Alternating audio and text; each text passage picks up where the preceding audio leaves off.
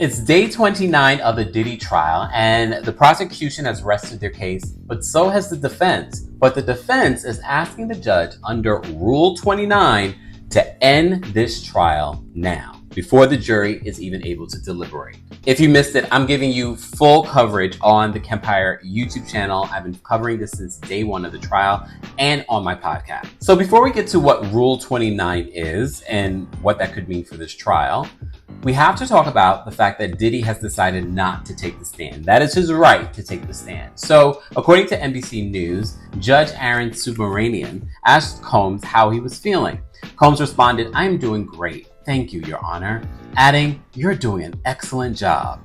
Diddy, wipe your nose. When asked, "Is it your decision not to testify?" Sean Diddy Combs says, "We have discussed it thoroughly. That is my decision. That is totally my decision. My decision. I am making it." It should be noted that early in the trial, but even before the trial, his attorney, Mark Agnafilo, told TMZ, "It's going to be hard for me to keep Diddy off the stand from testifying." But it's in his best interest not to testify. It's also in his best interest not to have witnesses. Because at this point, any character witnesses is not going to change how the jury feels or how the public feels about Diddy and everything that we've learned about him during this trial. But let's get into Rule 29. According to NBC News, defense attorney Alexander Shapiro argued that the prosecution failed to prove at least 3 elements of the RICO racketeering charge, failed to show he violated RICO, that he agreed to participate, and insufficient evidence of a conspiracy. She argued that there wasn't an enterprise in this case. It was simply Combs engaging in sex acts in his personal time with his girlfriends.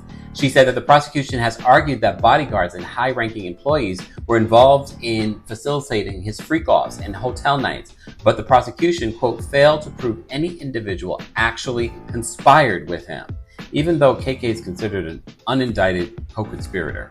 She argued that Combs took steps to conceal the true nature of those hotel nights from his staff. Shapiro said text message evidence shows Combs sought to conceal the S-workers from his employees, noting in one piece of evidence, he says, "I can't let KK know about the FO, freak off."